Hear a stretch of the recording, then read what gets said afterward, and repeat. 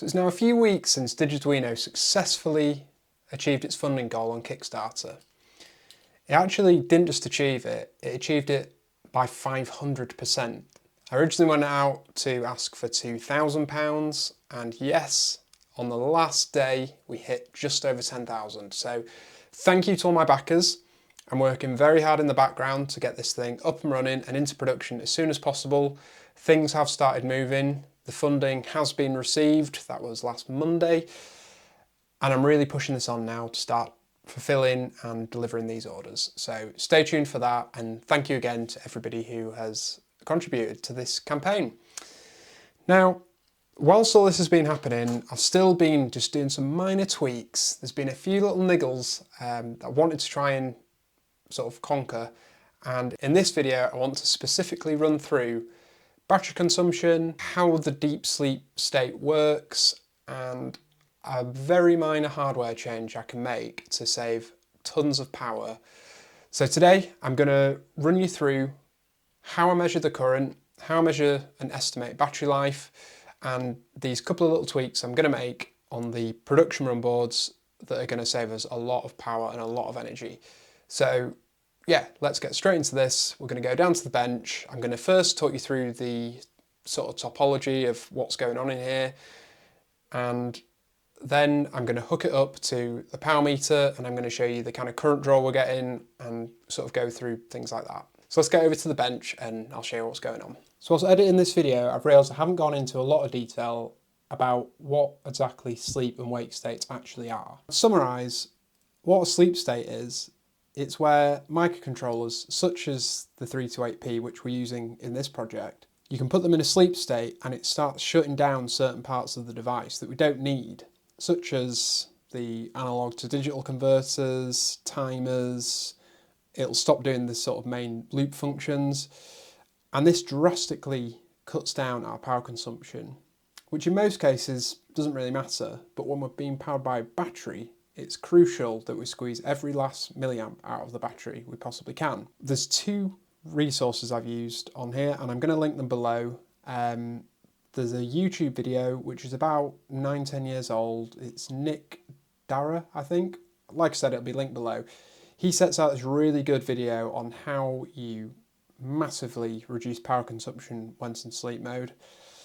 The other resource is Nick Gammon's website. He goes into real detail and really well documented on the different things you can do to save power whilst in sleep mode. And he actually goes through and shows you exactly how much power is being saved by each thing you can do. Now there's an easy way and a hard way to do this. Well, it's not that hard. There's a sleep library with the Arduino sort of platform that you can use. You can just call it whenever you want and it'll put the device into sleep, or you can sort of hard program it where you're actually using the assembly code to shift registers within the microcontroller. I'm probably butchering that description and it's explained a lot better in those other two resources I'm saying. Obviously, if we put our device to sleep, we have to wake it up. Interrupt is what we call waking it up. So we use an interrupt to wake up the device.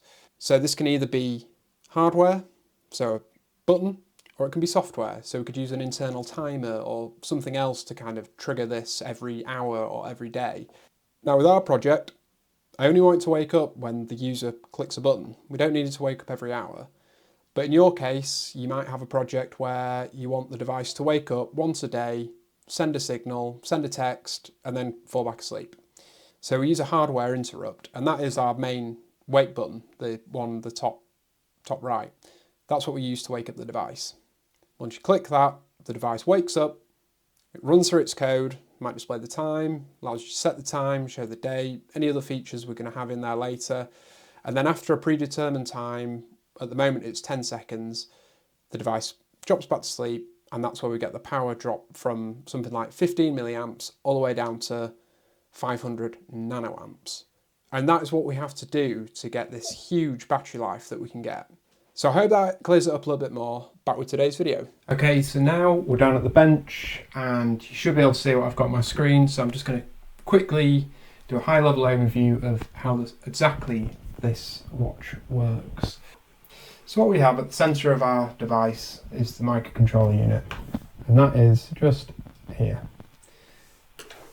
This is where we upload our code to and all our sketches, and this is the brain of the operation. This outputs a signal to our 7-segment displays and can display things like the time and words, things like that. Got our 4 buttons that are on the side. Then we've got our ISP header, which is the in-system programmer header, which is this little header here. This allows us to connect this to our Arduino Uno to upload new sketches, things like that. We've then got the RTC chip, which is this little chip here. This is a highly accurate timekeeping device. We've got a quartz crystal here, which is similar to what you might have in a quartz watch. And this is basically counting the minutes, the hours, the days, separate to our microcontroller unit. So this does sit separately. You can get some MCUs with it built in, but the one we're specifically using doesn't have one internally. Well, it does, but it's not very accurate. It's got various times and things. And then connected to all this, we have our battery, which is just a CoinCell CR2032. And this has 220 milliamp hours of power reserve. So yeah, let's not go any further into that for now. So this is our battery, this is our setup. There's not that much more going on in here, but now you know what's going on. So to save power, we have 2 states. We have our sleep, we have a sleep state, and we have a normal state. When you tap this button here, that's the wake button, it wakes the device up, shows the time, and then after, at the moment it's 10 seconds, it'll go back into a deep sleep. So the device goes to sleep, this keeps track of time, we're drawing very little power, and that's what's going on. We click our wake up button, displays the time, 10 seconds passes, we all go back to sleep, and we preserve battery life. So when we're awake, we're kind of looking, it's kind of averaging around the 15 milliamp hour. When we go to sleep, we're dropping down to 27 micro. So we've got a wake of around 15 milliamps and a sleep of around 27 microamps. Now this power consumption generally is pretty good, but I wanted to know if we could do better. I optimized the code on the controller as best as possible I could. And then I've looked into the RTC chip. It turns out the way I had it wired up wasn't 100% correct when we're looking at these micro optimizations. The RTC has 2 voltage inputs. We have a VCC1 and a VCC2. Now if we look at the data sheet, our VCC2 is our primary power pin. The VCC1 is a low power operation.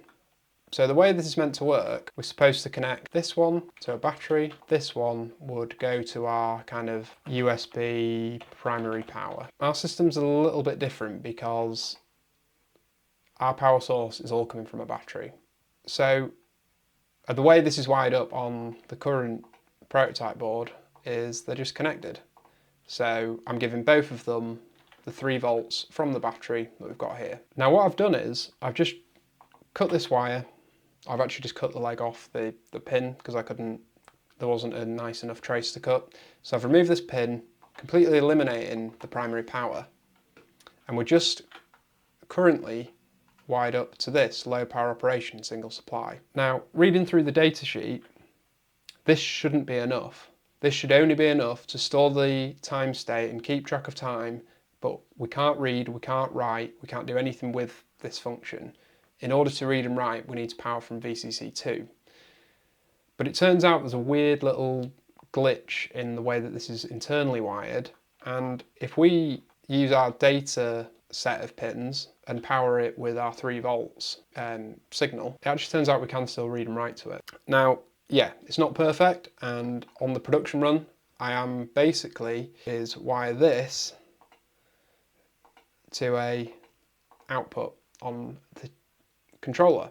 So when the controller wakes up, it'll send our clean 3 volts to the VCC2, power up the chip to enable read and write, and then when we go to sleep, this will be cut off, this will go down to 0 volts, this will go down to 0 volts, this will be reading 3, and it'll take the voltage from here and go into trickle charge mode. Now, why does all this matter? Well, it matters a lot because I've then rerun the same signal tests. So this is the kind of old wiring, the current wiring, where when we're asleep, the 3 volts is over both V1 and V2. We've got a sleep current draw of 27.4 microamps. Now with the modification, this has dropped to 0.44 microamps, which is a massive saving.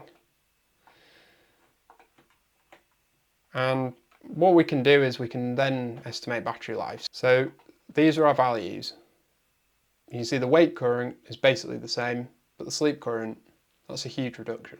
Now in order to prove this, let's jump onto the power meter and I'm going to show you exactly how we record these values. So this is the Nordic Semiconductor Power Profiler, PPK2.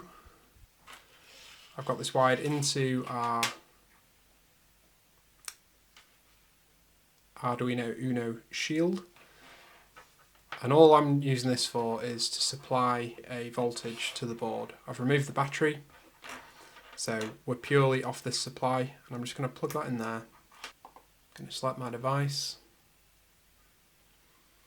and what this is going to do is this provides a 3 volt power supply to the watch, and it measures the current. I'm using it in supply mode.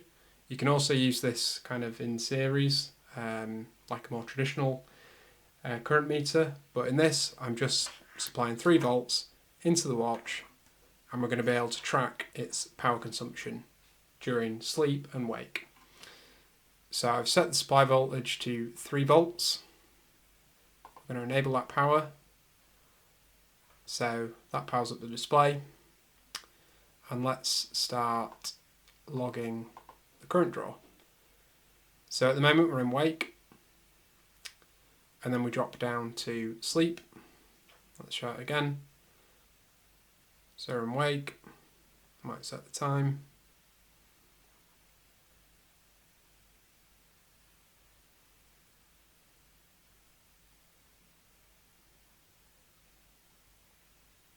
That's mainly the button presses that are causing those current spikes. And then once the device goes to sleep, we can see the power drops. So let's just stop this for a second and let's just zoom in some of these figures. So this bit here, this is our sleep. I'm just going to highlight that. Let's shift. There we are. And this is just going to run an average. So like earlier in the video, we've got an average power draw of 27 microamps. When we were setting the watch, changing the time, we're averaging about the 15 milliamps. So this is the existing setup. I'm now going to show you my modified board. Let's take the back off this case.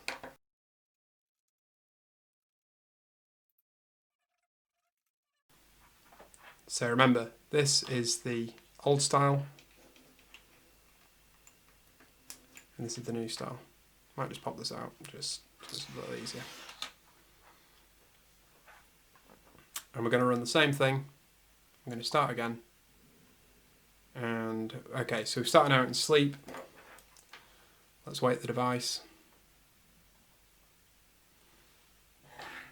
The direct light's not really helping us there.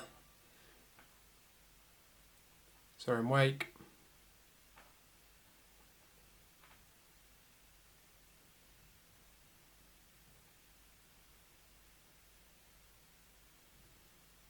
I've also put the date feature on there. And then once this device goes to sleep, we can see its new sleep power draw. So there we are, we're back to sleep. Let's stop the analyzer. And let's take an average of our sleep. So every second we're drawing 0.48 microamps or 480 nanoamps. So there we have it.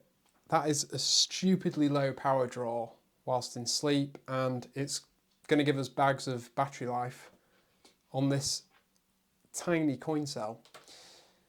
Let me know what you think. Have you enjoyed this deeper dive style of content where I go deeper into my workings out, my measuring methods, and things like that? If you have enjoyed this video, please let me know.